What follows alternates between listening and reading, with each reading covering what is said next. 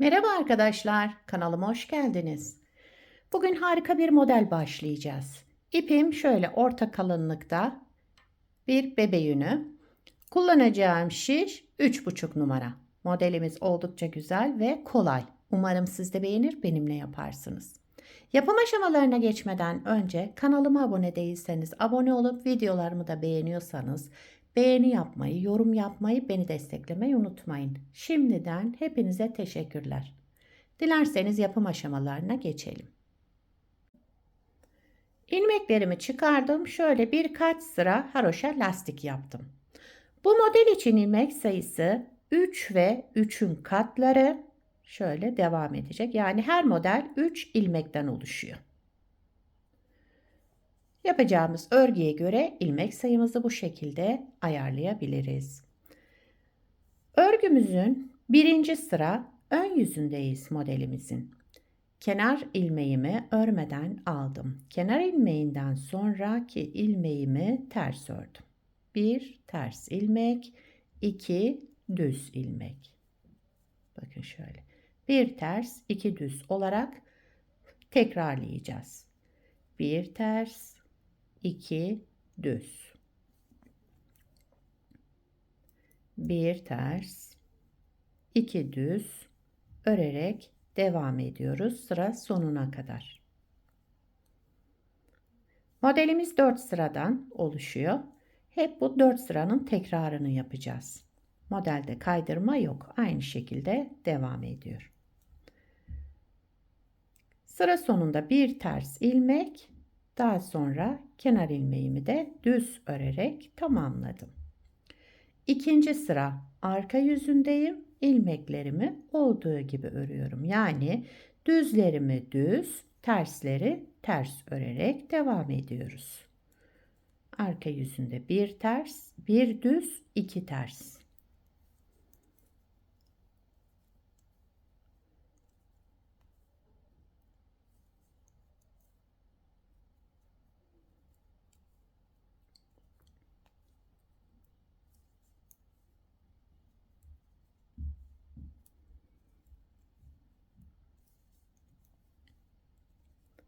Evet, sıra sonuna geldim.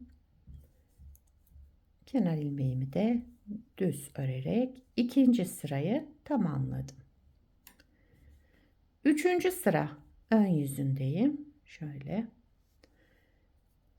Kenar ilmeğimi örmeden aldım. Kenar ilmeğinden sonraki ters olan ilmeğimi yine ters ördüm.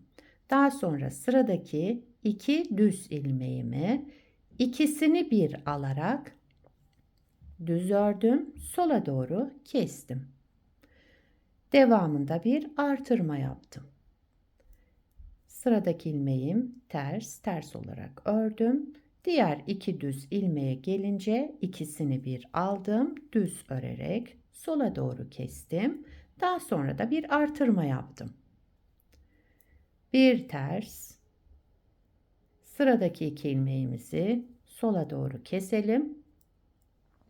Daha sonra bir artırma yapalım.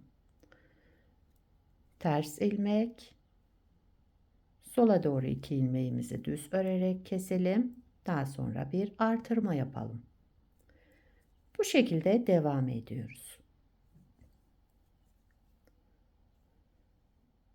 Sıra sonunda bir ters ilmek, daha sonra kenar ilmeğimi de düz örerek sıramı tamamladım. Dördüncü sıra arka yüzündeyim, son sıramız. Kenar ilmeğinden sonra bütün ilmeklerimi düz örüyorum.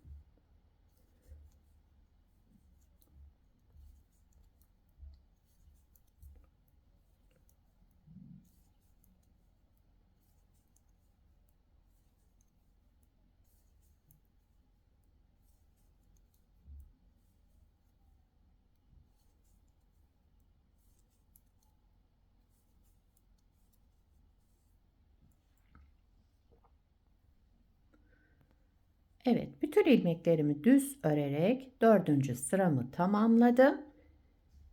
Modeli bir kez kurmuş olduk şöyle. İsterseniz bir kez daha kuralım. Şurada aşağıda nasıl yaptıysak birinci sırayı aynı şekilde başlıyoruz. Modelde dediğim gibi kaydırma yok. Aynı şekilde başlanıyor. İkinci kez kuruyoruz modeli. Birinci sıra ön yüzündeyim. Kenar ilmeğinden sonra bir ilmek ters, 2 ilmek düz. Bakın şöyle denk gelecek.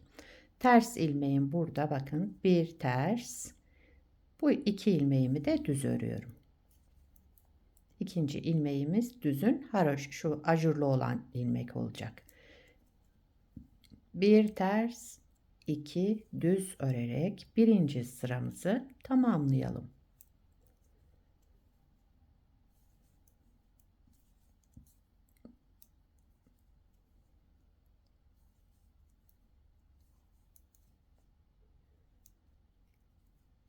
Bir ters ilmek, daha sonra kenar ilmeğimi de düz örerek birinci sırayı tamamladım. İkinci sıra arka yüzündeyim. Kenar ilmeğinden sonra ilmeklerimi düzleri düz, tersleri ters örüyorum. Yani bir düz, 2 ters.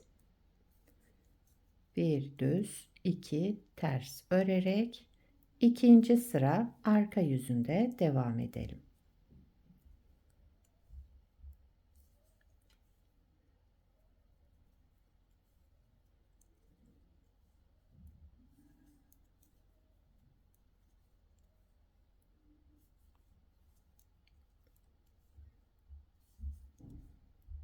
Kenar ilmeğimi düz örerek sıramı tamamladım.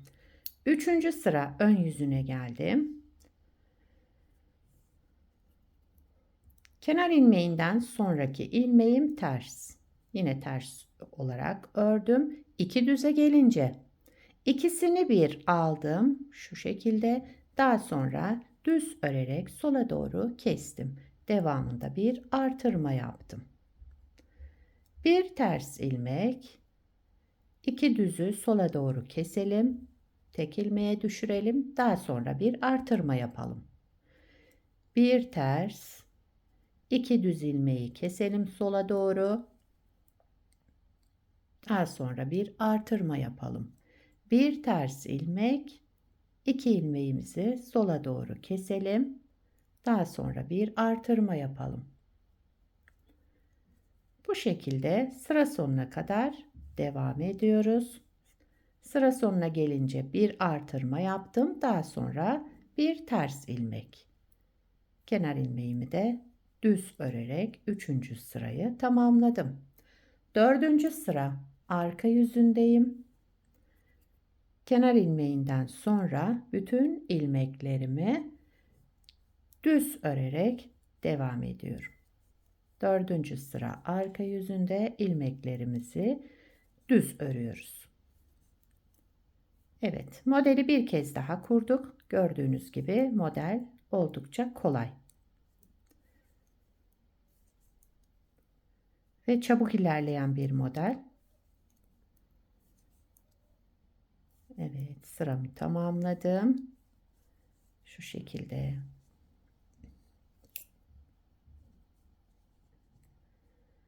Burada şöyle 2-3 sıra haroşa lastik üzerine kurdum modeli. Bir parçada daha önce hazırladım. Şöyle yelek önü gibi hazırladım bunu da. Burada da farklı lastik yaptım. Bakın şöyle göstereyim. Burada uyguladığımda şöyle bu da dursun burada da. Bakın burada aynı modele başladığımız gibi bir ters 2 düz, bir ters 2 düz örerek lastik yaptım. Şöyle şu ölçüde 2 parmak diyelim. 2 parmak ölçüsünde lastiğini yaptım. Ön pat olarak da 9 ilmek ayrıyeten ekledim. Burada ön pata kullandım. Böyle yelek önünde kullanacaksanız bu modeli 3 ve 3'ün katları artı 2 ilmek olarak ayarlayın. Çünkü buradaki kenar ilmeğimiz pattan alacağı için, burada olacağı için bunu modele dahil etmiyoruz. 9 ilmek ön patı olarak ayarlıyoruz. Daha sonra da modelimizi 3 ve 3'ün katları artı 2 olarak ayarlıyoruz. Bu şekilde yapacaksanız. Bakın her model 3, 3, 3, 3 diye devam ediyor. En sonuna 2 ilmek ekliyoruz. Şöyle de gayet güzel oldu. Şöyle modelin devamı gibi durdu. Siz ne düşünüyorsunuz? Arka yüzü de bu şekilde. Bakın. Şurada 9 ilmek haroşa ön pat olarak kullandım. Daha farklı, şöyle değişik bir görüntüsü oldu. Bence gayet güzel oldu. Sizce?